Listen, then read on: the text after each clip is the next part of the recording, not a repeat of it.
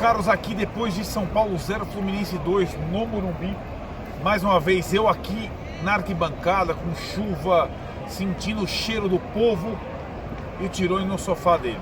Dessa vez, mas de novo, Tirone, vou depois mandar um recadinho, mas deixa eu te contar o que foi essa partida do São Paulo, essa derrota trágica, porque talvez tenha sido uma das piores partidas do time na temporada. Aliás, convenhamos, nas últimas semanas, as derrotas para Cruzeiro, Palmeiras e Fluminense foram desastrosas. E aí eu vou entrar no mérito do principal responsável por isso. O nome dele é Fernando Diniz. Fernando Diniz faz um trabalho muito discutível no São Paulo. A primeira frase que eu te falei, lembra, tio, lá atrás? Não é o São Paulo que tem que se adaptar ao Fernando Diniz. É o Fernando Diniz que tem que se adaptar ao São Paulo. Na primeira partida, foi a melhor delas, contra o Flamengo no Maracanã. Fernando Diniz se adaptou ao São Paulo. E a partir de alguns bons resultados, ele veio colocando a sua marca, o seu jeito de atuar, o seu jeito de jogar, aquele tic-tac inútil e tudo mais.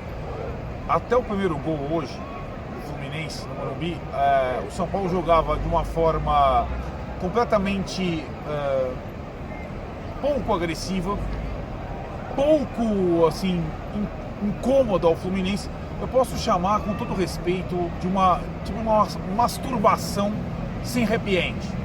Uma masturbação. Um joguinho pra lá, pra cá, pra cá, pra cá, pra lá, sem uma finalização, um lixo completo. E aí, a partir do primeiro gol, o São Paulo desabou e fez uma partida terrível.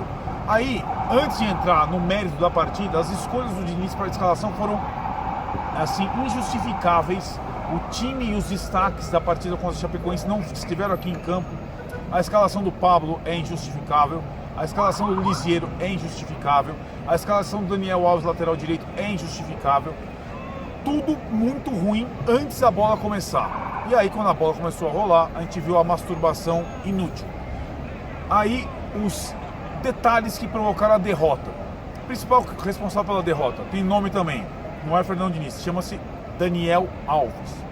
Lembra, Tirone, que eu te falei? Toda vez que o Daniel Alves joga, o São Paulo joga pior. Toda vez que o São Paulo jogou bem nessa temporada, o Daniel Alves não esteve em campo. Coincidência? Tô achando que não é mais coincidência. Então ele foi o responsável pelo primeiro gol do Fluminense ao cometer uma falta estúpida na lateral. Foi o responsável pelo segundo gol do Fluminense ao ser envolvido na lateral direita do São Paulo. Até agora eu não sei se ele joga melhor na lateral, no meio. Ele não jogou bem pelo São Paulo até agora. E toda vez que ele joga, o São Paulo é blasé, frufru, tenta jogada de efeito e tudo mais. Aí assim, com o Fernando Diniz e Daniel Alves, o São Paulo não está indo a lugar algum. No intervalo, o Fernando Diniz colocou Pato e Hernanes, os dois caras que tinham ido para a reserva para mudar o jogo, justamente os dois jogadores que estão num momento muito abaixo. E o segundo tempo do São Paulo foi ainda pior, se é que dava para acontecer isso. E no final do jogo, a última alteração, Juan Fran no lugar de Vitor Bueno, era uma espécie de meia-culpa. Tipo, errei, fiz besteira, já estava 2-0 para o Fluminense. Esse momento de Fernando Diniz na frente do São Paulo me lembra bastante a reta final do Brasileiro do ano passado, com a entrada de André Jardim.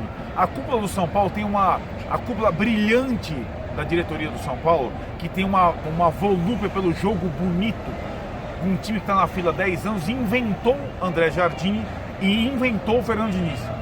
De novo, o cenário mais provável é o São Paulo não na fase de grupos da Libertadores, na fase preliminar, e olhe lá.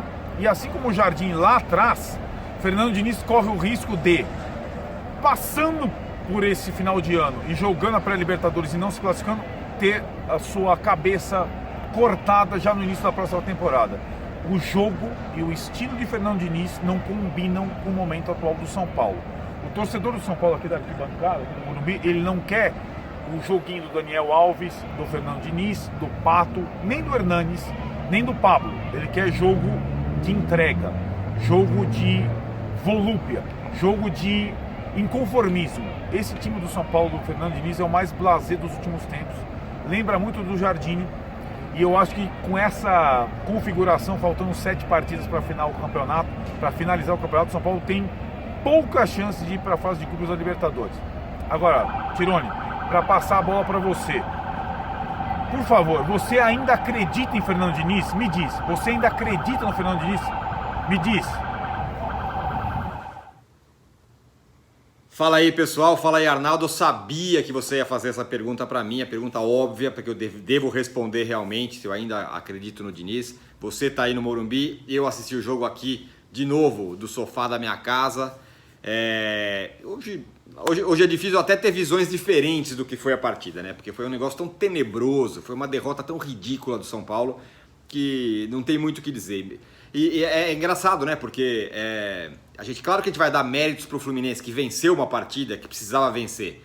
Mas foi tão fácil que é muito mais demérito do São Paulo do que mérito do Fluminense, que fez simplesmente o básico. Não sofreu, fez os seus 2 gols, não foi incomodado em momento nenhum. Então é muito mais demérito, me parece, do São Paulo do que do Fluminense. O Fluminense fez o que pode com o time que tem, fez ali o possível e tudo mais e ganhou. O São Paulo, com todos esses jogadores milionários que o São Paulo tem, que ganham altos salários, que são da seleção, que tem um prestígio enorme, foi ridículo. Foi uma partida ridícula do São Paulo, mais uma partida bem ridícula do São Paulo. E diferentemente do jogo contra o Palmeiras, que era fora de casa contra um time muito forte, hoje era contra um time muito fraco, que não tinha conseguido quase nada fora de casa até agora, tá aí com a calça na mão lutando contra o rebaixamento, e conseguiu uma vitória inacreditável e fácil contra o São Paulo. Agora, respondendo a sua pergunta, Arnaldo, eu acreditava no Diniz, eu achava que o Diniz era um cara que poderia trazer coisas novas para o São Paulo, e eu tinha como base coisas que ele fez ao longo da sua carreira. Ele não treinou nenhum grande time e tal, ele não tem grandes momentos na sua carreira, tem só com o Audax ali, isso é verdade.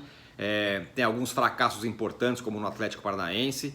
Eu achei que o trabalho dele no Fluminense era bom pelas chances de gol que ele criava, pelo tipo de pressão que ele fazia nos adversários, e eu entendia que ele não conseguia mais porque o time do Fluminense não conseguia entregar mais, porque o elenco é realmente muito fraco. Agora, acho que chega a hora de fazer uma certa meia-culpa com relação a isso, né? Eu acho que o Diniz é um treinador que me parece, e eu não posso cravar isso, mas me dá a impressão que ele vai ser uma espécie de Paulo Henrique Ganso dos treinadores. Eu vou explicar. O Ganso é aquele cara que as pessoas acham que com aquele toque refinado, as pessoas têm um jogador de sonho na cabeça e acham que ele vai render concretamente, e isso acaba não acontecendo, né? O Paulo Henrique Ganso até não foi mal hoje, diante do que foi o jogo, o Paulo Henrique Ganso até foi bem. Mas sempre se esperou muita coisa do Paulo Henrique Ganso, e ele teve apenas uma fase boa na carreira, e depois virou o Paulo Henrique Ganso que a gente conhece. Mas no imaginário das pessoas é aquele meia clássico, que é o camisa 10, que vai resolver partidas com um simples toque. E o Ganso, nos últimos anos, não foi isso. Aliás, pelo contrário, ele foi isso por pouco tempo na carreira e depois nunca mais foi. E acho que o Diniz é um pouco isso. Eu acho que as pessoas têm no imaginário delas que o Diniz vai ser aquele treinador que o time dele vai ter 95% de posse de bola, que ele vai tocar bola, que vai ser o Barcelona brasileiro e tudo mais. E isso nunca se concretiza, né? O Fernando Diniz e os times do Fernando Diniz, esse São Paulo do Fernando Diniz tá um pouco mostrando isso. Acho que até o trabalho dele está no começo no São Paulo ainda, mas já me parece muito pouco consistente. Eu acho a fragilidade defensiva, ele está conseguindo... o São Paulo do Fernando Diniz está conseguindo perder o que o São Paulo tinha de melhor, que era o seu sistema defensivo, que era a dupla de zaga que funcionava. E é um time muito pouco agressivo, isso que me impressiona demais. É um time que agride muito pouco, ele tem a bola o tempo todo, mas ele agride muito pouco. E aí muita gente vai falar, não, porque o Antony faz sempre a mesma jogada.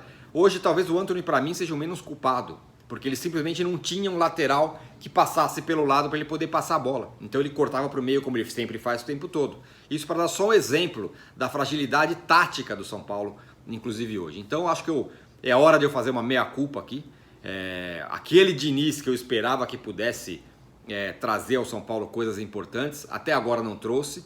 Eu já começo a imaginar que talvez não traga, que no mundo concreto não existe. Ele é muito interessante como ideias, como conceitos, como tal, mas concretamente até agora não está funcionando. Espero que eu esteja errado, sinceramente espero que eu esteja errado, Eu acho que a gente precisa de novas ideias no futebol brasileiro e o Flamengo está aí para mostrar isso, mas o Diniz até agora é uma enorme decepção. Mesmo nos seus melhores momentos, ele não mostrou muita coisa no São Paulo ainda. Vamos esperar? Podemos esperar, mas por enquanto está sendo muito decepcionante e a torcida do São Paulo não aguenta mais esse sofrimento.